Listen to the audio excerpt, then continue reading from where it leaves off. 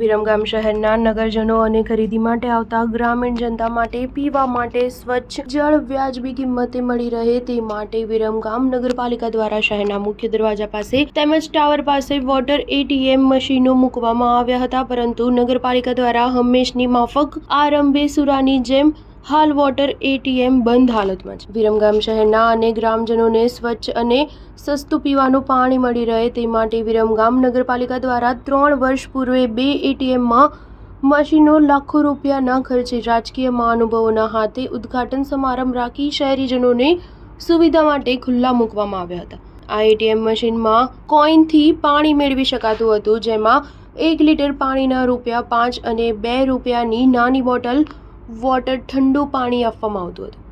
થોડા મહિના શહેરીજનો અને ગ્રામજનોએ આ સુવિધાનો લાભ લીધો। હાલ ભર ઉનાળે વોટર એટીએમ મશીનો બંધ હાલતમાં છે।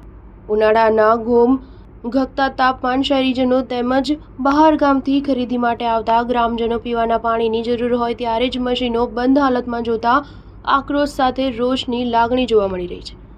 મુખ્ય બજારમાં આવેલ મશીનો બંધ હાલતમાં હોવાથી વેપારીઓને પાણી ન મળતા વેપારીઓમાં તંત્ર પ્રત્યે બરોબર રોષની લાગણી ફેલાઈ છે અને નગરપાલિકા તંત્ર દ્વારા બંધ મશીનો સત્વરે ચાલુ કરવામાં આવે તેવી પ્રબળ માંગ ઉઠી છે। અત્રે ઉલ્લેખનીય છે કે ટાવર પાસે નગરપાલિકાના વોટર એટીએમની બાજુમાં ધારાસભ્યશ્રી દ્વારા પાણીની પરબ ચાલુ કરવામાં આવી છે। Star news 7 Viramgam.